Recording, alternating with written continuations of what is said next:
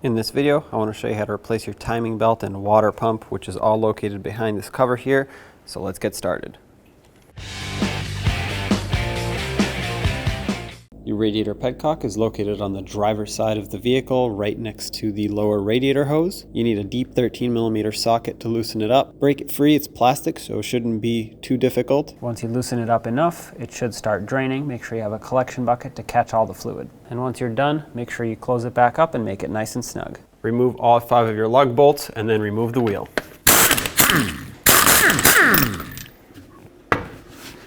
Now with the wheel off, you can see that this fender liner has a fold right here, and once you take out these 2 nuts, which for me are broken, they don't even exist anymore, but take them off with a 10mm, fold this like this, and I have a bungee cord that's going to hook onto this hole over here and just hold the shield away for me as much as possible. Unfortunately, I can't make it stay out of the way more than this, but this should be good enough. And then with a 30mm, let's loosen up this main bolt for the harmonic balancer.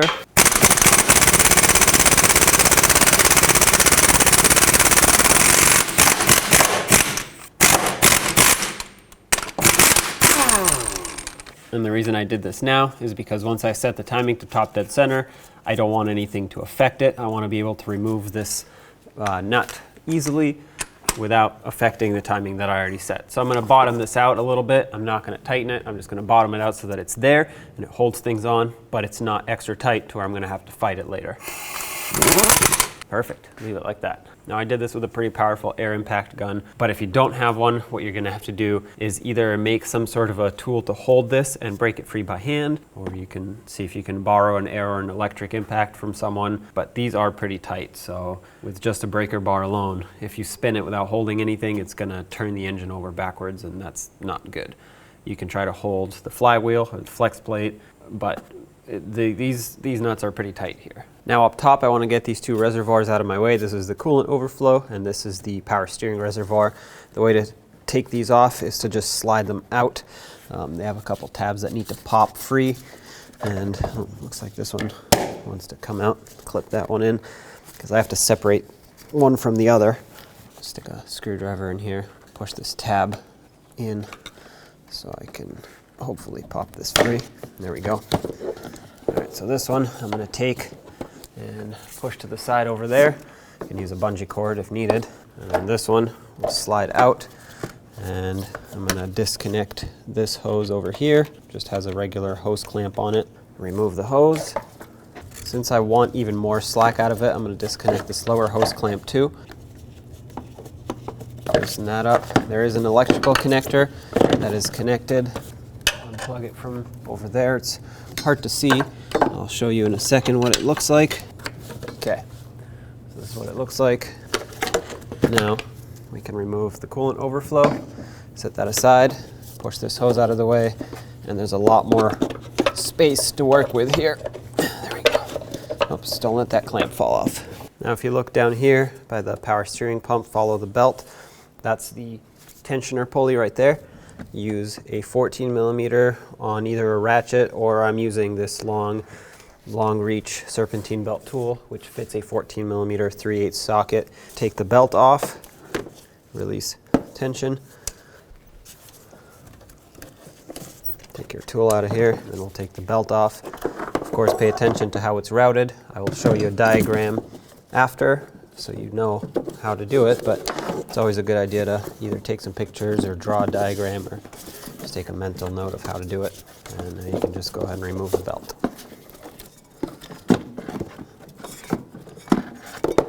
This is optional, but I'm going to do it because I want more space. I'm going to take these 2 14mm bolts out. That's going to allow me to remove this whole strut brace here, which actually is part of the top engine mount. I'm going to take these 2 off on both sides, passenger and drivers, and then I'm going to unbolt it from the engine mount, which I'll show you in a second. And then this will actually clear up this whole area for us.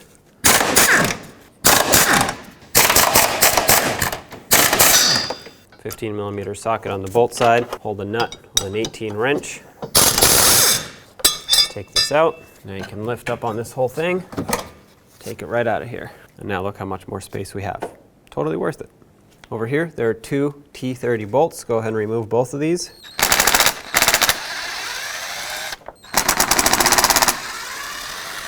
get those out. There's a couple tabs, one over here, one back here, looks the same. Pry those, and then you can lift up this half of the timing cover, set that aside. And now to remove this one, it's held on by a 10mm bolt. Take that out, then you can take this cover right out, and there's your timing belt. Now that we have this cover off, let's put this one on, and I'm not going to bolt it on, I'm just going to clip it on here and here. And what that's going to do is it's going to provide us the timing marks. Let me explain. What I'm talking about is this cutout right here and that one right over there. These are the top dead center marks, and we have to line up the cam sprockets with these and then obviously check down by the crank. And as long as all three of those gears / sprockets are lined up, we are at top dead center. There are other ways to check, which you are more than welcome to research. You can pull the cylinder 1 ignition coil and the spark plug and look down in there, see where the piston is. But this is how we're going to do it. We're going to go by these timing marks, and when they all line up, we know we're good. And the way to line them up is to spin the crankshaft. So take that 30mm socket that we use to break the crankshaft free. Do not use a power tool. Use a large breaker bar or a large ratchet or whatever you have with some leverage, because you'll have to fight the compression of the engine when you turn it over until the marks line up. Spin it clockwise. Do not spin it counterclockwise. Okay, so right here you can see I have two little marks here that actually line up with the slot. So I'm going to check the crankshaft, and I'll show you in a second what the crankshaft looks like. But if these two line up but the crankshaft does not, that means you're 180 degrees off on the timing. So you are at top dead center but not on the compression stroke. So just to be safe, I'm going to go around one more time, spin these over. It's pretty stiff. Try not to let it spin backwards too much.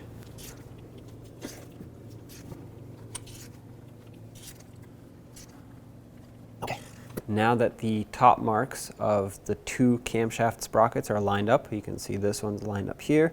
If you look straight down at the crankshaft pulley, the harmonic balancer that is, it's going to be really hard to see, but you're going to see two little notches. If you don't see them, that means you're 180 degrees off, so you need to turn it another full rotation of the crank to make them show up. But there are these two notches that I'm going to circle in blue, and those will have to line up with this tab that sticks out of the back of the timing belt cover, which I'm going to circle in red. So the tab that sticks out needs to fit in the middle of the two notches that are circled. And it might not look like it's lined up in this picture. That's because it's at an angle, and that is the only way you're going to be able to see it. But if you can see all three of these marks down there and your top two camshaft sprockets are lined up, you are at top dead center and you're good to go. Now before I take tension off the belt, I'm going to go ahead and take this nut off. We'll take off these 4 10mm bolts, and I want to take the harmonic balancer off. And this is why I loosened it up prior, because now it just took one little hit with the air gun and it came off.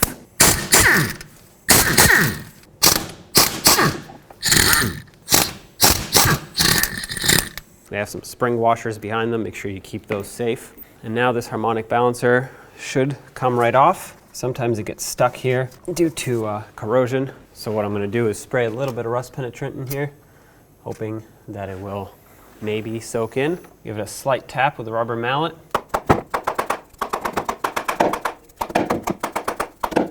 If you just keep wiggling at it, it should want to break free and eventually pop off.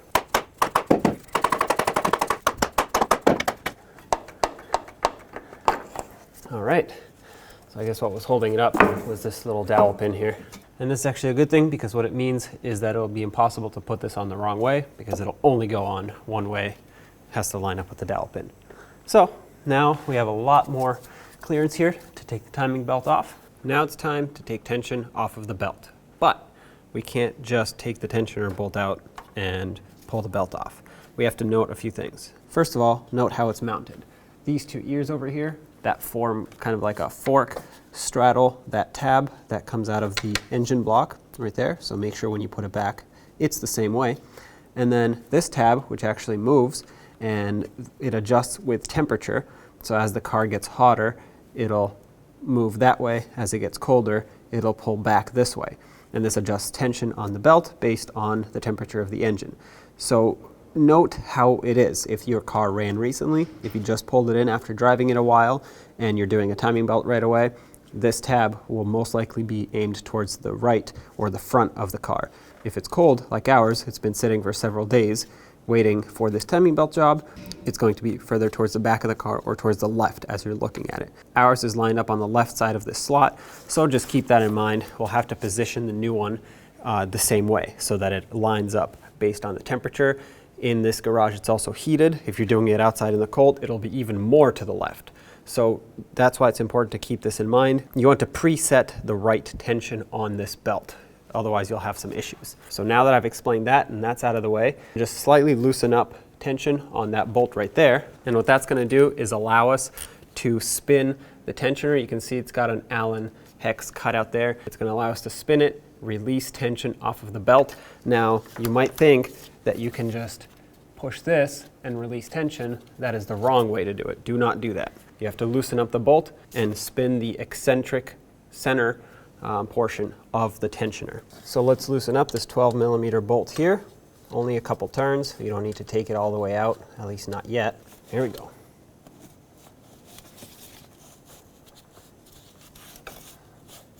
All right, now it's broken free. I'll grab my 1/4-inch ratchet again and just run it out a few turns.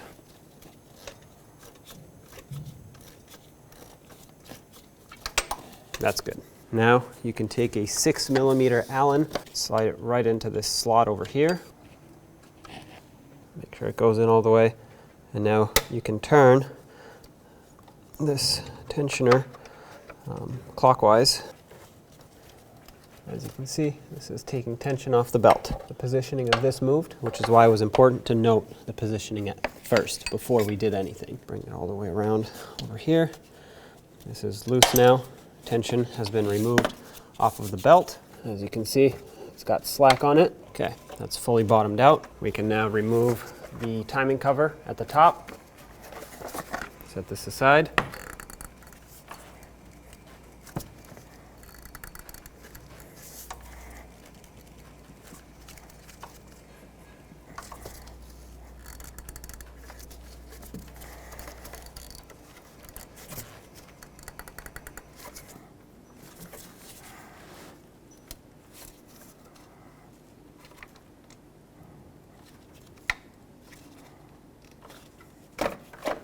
Okay, there we go. There it is. There's your timing belt. Marks are still where they're supposed to be. Nothing moved, so that's perfect. Now we can finish removing this tensioner. I'm going to switch to a ratcheting wrench just so I can go a little bit easier. I can get it by hand, take the bolt out, and remove the tensioner once the bolt is loose. There it is.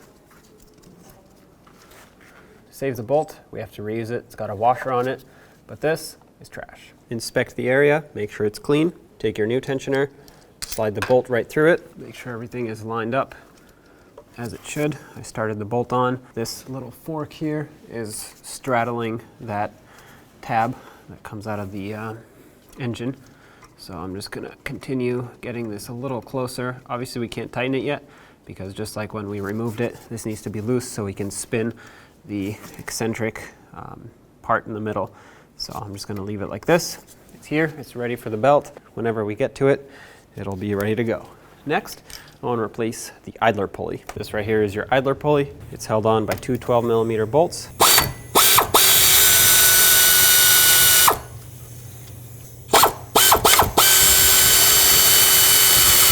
There it is. You'll notice that it can only go on one way, the way that the mounting holes are positioned. One is further away than the other one. And of course, we'll have to reuse the old bolts. As always, inspect that area. Everything looks good. Let's bolt it back up.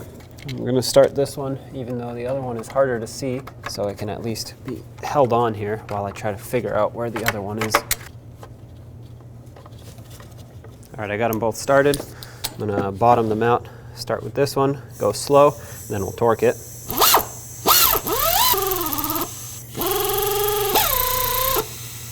All right, They're both tight. Let's torque it. These two bolts get torqued to 24 Newton meters, which equals to about 18 foot-pounds, 17.7 to be exact. Double check them. Perfect. That's installed. Let's move on to the water pump. The water pump is held on by several 10mm bolts, so let's get all of those broken free and then remove the water pump. It does not matter what order you take them off in, so I'm just going to go around, break them all free one at a time.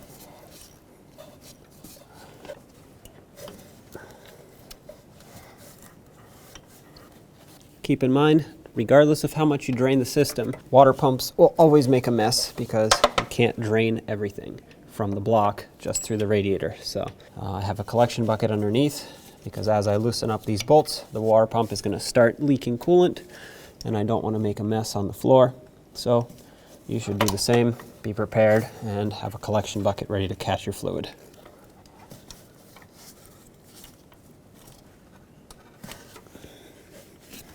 That was the last bolt to be broken free. Now I'm just going to take all of them out. I'm going to start at the bottom, work my way up. That way, as coolant starts dripping out, I don't get it all over my tool or my hands.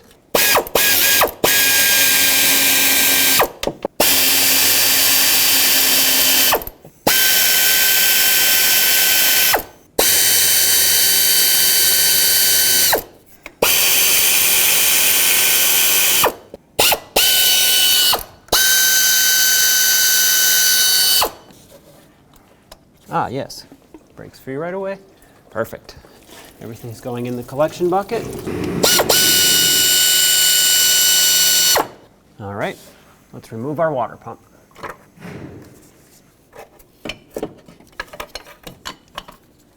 This whole gasket came off of the engine with the water pump, but I'm still going to clean that surface. As you can see, there is some remaining gasket there.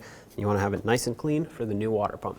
Now I'm going to take a razor blade. I recommend a razor blade over anything else because it scrapes off the surface debris and any gasket that's stuck there without actually damaging the surface. Now this surface being aluminum, you can actually still damage it with a razor blade, but you'd have to dig in hard. So make sure you don't do that. Keep the razor blade nice and flat up against the surface and just try to scrape off as much as possible. Definitely do not use anything such as a sanding disc or sandpaper unless you're on a sanding block, but getting a sanding block down there is going to be almost impossible and having it cleaned up. But don't use it on your finger because sandpaper on your finger actually makes uneven grooves and it will make it not seal up. Obviously you don't want any coolant leaks. So get your razor blade. I know you can't see much, and once I get my hand in here, I actually can't see much either. Just try to do your best, clean up the surface. It might be stained. You can see the gasket was green. It might still have a green tint to it once we're done, but that's just the aluminum being stained from the gasket being on there for years, and there's not much we can do about it. But hopefully it all comes off and I end up with a nice clean surface.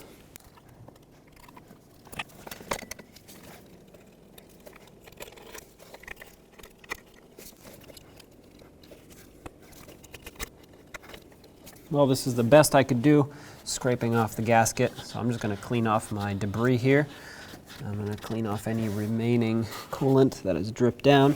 Then we'll take some brake parts cleaner on a clean rag and degrease the surface. I want it nice and dry so that the new gasket can seal up the best it can. Here we go. Brake parts cleaner. I know the rag might not look the cleanest, but I promise the side that I'm using is clean. Make sure you scrape in here. Not scrape, but wipe off the area. You don't want any debris ending up in your cooling system. That looks perfect. Let's get the new water pump, which comes with a new gasket. Line it up. If you put it on backwards, well, you can't. So, it only goes on one way. And I have some bolts ready. My new water pump came with new bolts, which already have red thread locker on them. So that's perfect. You don't need to worry about the old ones, cleaning them up, reapplying thread locker, or anything like that. Obviously, if one of them looks damaged, then you'd want to inspect the threads in there on the engine block because they might need to be rethreaded, but usually they should be okay. And reinstall these new bolts, which I'm going to leave handy right here because as soon as I put this water pump on, I'm going to have at least one ready threaded on so I can hold the water pump with the gasket on. Otherwise it'll be a disaster trying to line everything up. This is just a thin paper gasket, so make sure it doesn't get ripped, torn, or bent severely in any way. Now to get this water pump in, I'm going to slide the gasket in on the two dowel pins that are there. And it should stay in place. I'm going to take my water pump, slide it down, and line it up with the gasket and obviously the dowel pins and all the bolt holes and everything. Okay, that slid right on. Starting in one of the bolts that I have ready so that I can hold it in place. Now I can go around and start the rest of them.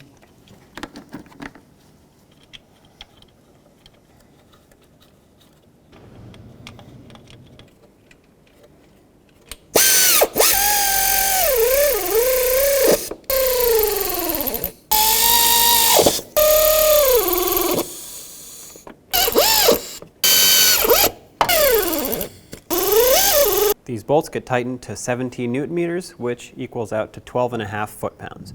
I'm going to go in a cross pattern. That way I know for sure that the water pump is 100% seated, the gasket is squished evenly all the way around, and everything is sealed up.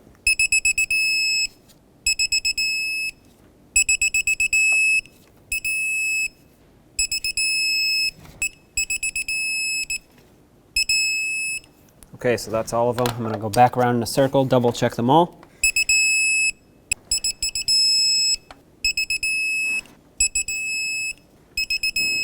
And there we go. Since some of them had loosened up, because as you squish that gasket on more bolts, the first few sometimes tend to loosen up. So I'm going to go around one more time. That'll be the third pass at also the same torque spec. Obviously I'm just double checking them. This way I can make sure that they really are all tight this time. What I'm looking for is for the bolt not to even move. I just want to hear the beep. Or if you're using a click type torque wrench, you just want to feel the click without the bolt moving.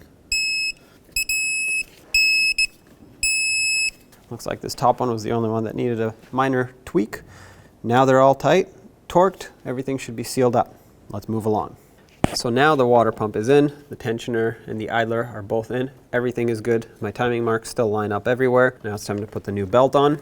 What I'm going to do is I'm going to start on the crank and I'm going to put it down over here around the tensioner and around the crank, and I'm going to hold it from the top so I can prevent it from falling off. All right, so it's on the crank. Now put it around the tensioner, go down underneath the water pump. I'm gonna go to the opposite side now, put it around the idler. You should have enough slack in the belt to slip it on here temporarily. You can actually give it a little bit of extra slack by doing this. It falls right on. It's not on, but we will readjust. There you go. That just fell on. So that's perfect. As always, we will have to line up our timing marks once again, but only after we apply tension to the tensioner, because I want to make sure that everything is nice and tight. This side is taut, perfect. This side has a little bit of slack to it. That's exactly what I want. The belt is sitting in all of the grooves of the crank. I'm going to double check my marks. The marks on the crank are exactly where they need to be. I'm going to put this top cover back on just so I can double check my marks up here as well. The front one lines up and the rear one also lines up. Everything lines up. So now we can go ahead and put some tension on the belt, and then we'll spin it several times to ensure that when it stops, it lands back right where it was and everything is in time. If it's not timed properly, the pistons will hit the valves. Bye-bye engine. Right here you can see the adjustment points for this tensioner. And right now, it's about 68 degrees Fahrenheit in this room that I'm working in, 68 to 70. So this is the setting I'm gonna go for. I need that tab to be right in the middle of the two notches, or the fork that actually lines up the tensioner with the engine block. Now, if you're working in very cold weather, like this, you would want the tab to be facing to the left, just like I was explaining before when I was disassembling. And if you're working on a hot engine, you want it all the way to the right. Well, not all the way, but lined up with the right-hand tab. So having said that, let's adjust the tensioner properly. So now with my 6mm Allen, I'm going to put it in here, and I have to turn this counterclockwise to apply tension. Just trying to bring this down slowly. Okay, here we go. There you go. As you can see, it's starting to adjust. Well, it's already adjusted it. The tab is right where it needs to be. So now, while holding it, I'm going to go ahead and tighten the center bolt. This is going to lock it in. Okay, The torque for this is 20 Newton meters, which converts to 14.7 foot-pounds, so basically 15 foot-pounds. Now let's put the harmonic balancer back on, line it up, press it all the way into place, start on the 4 bolts, and make sure that when you start them on, they still have these little spring washers on them. They didn't fall off. I'm going to snug them in a cross pattern so that the pulley can seat itself all the way.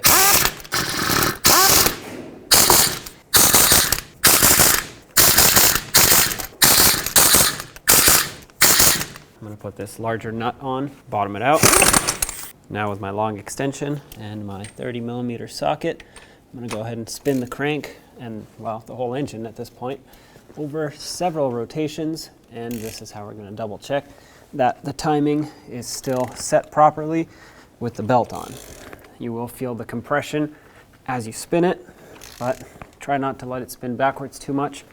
And I like to go 3, maybe 4 full rotations, so count them as you spin. And if you're counting on the camshafts, that is double the rotations, because the camshafts make 2 turns for every 1 turn of the crank.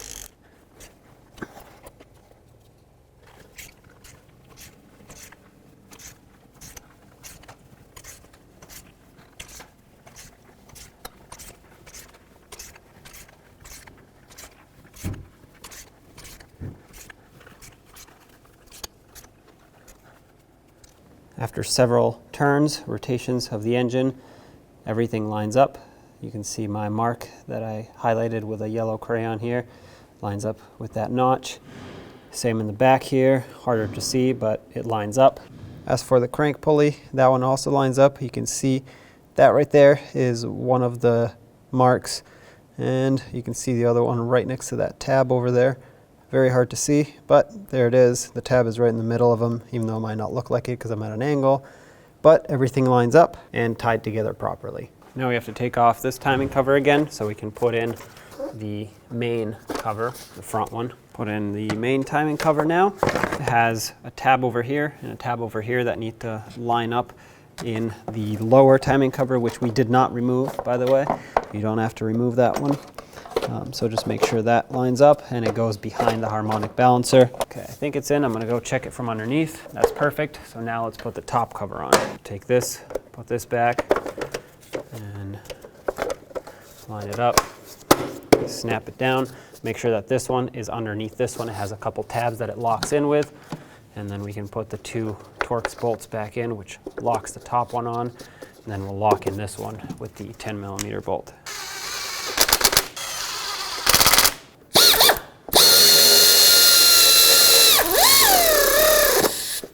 Now it's time to put on the serpentine belt. I'll show you a diagram on the screen of how it goes. I'm going to start at the crankshaft, put it around the harmonic balancer. From there I'm going to bring it up over the alternator. From the alternator it has to loop down underneath the AC compressor. Put it on the power steering pulley while I'm at it.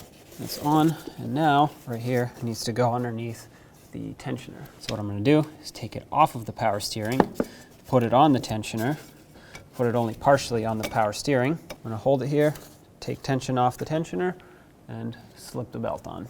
Release tension. That'll create slack on the belt. Slip it on, let go. Now you want to check and make sure the belt is sitting in all the grooves. Obviously this is a flat pulley, so it doesn't matter.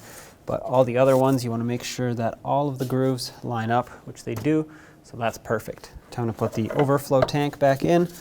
I'm going to plug it in first. The connector sits right down here.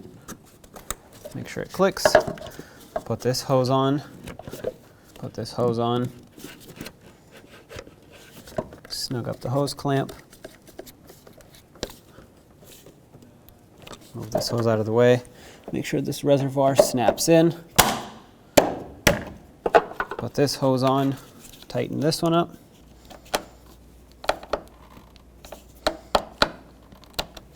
Now take your power steering reservoir, slide that into the clips, snap it in, make sure everything else is secured. Now it's time to put this brace back, slide it backwards over this engine mount, line it up on both sides with the mounting bolts or the mounting holes, Slide the bolts through, but don't tighten them yet.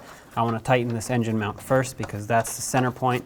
These on both sides have an adjustment, so it can adjust as needed. So I will start both of these bolts in on both sides. Before I tighten them down, I'm going to slide this in. Center it up and let's tighten it. Hold the nut, tighten the bolt. And now you can tighten the two 14 millimeters on each end. Now that everything else is buttoned up, let's tighten up these 4 10 millimeters and then the 30 millimeter nut in the middle. Make sure they're nice and tight. Just do your best.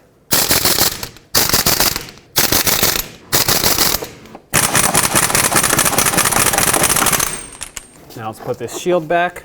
If you still have your two 10 millimeter nuts, go ahead and put those back. I don't, unfortunately, so I'm gonna just have to leave it like this. Let's get the wheel back on. Start on all 5 of your lug bolts and then torque them to 100 foot-pounds.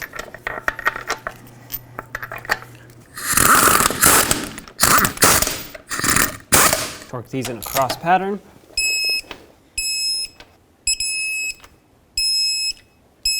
And double check them.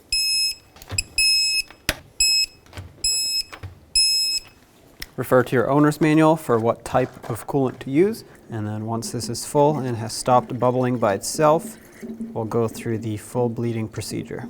All right, now in the vehicle, I'm gonna turn the key to the on position. And before I start the car, in order to properly bleed the system, I want the heat on high on both sides. That way the heater core can circulate everything. AC off, I don't want that. And I'm gonna make it blow on the dash vents. That way I can feel the heat and feel when it starts getting nice and warm. As for the blower, I'm gonna set it to medium, maybe a little bit lower than that, because I don't want to suck the heat out of the engine. I just want to feel it blow heat at me when the time comes. And I'm gonna watch the temperature gauge to make sure it doesn't climb above the halfway mark. I want to make sure it's not overheating. And now, let's go ahead and start the engine.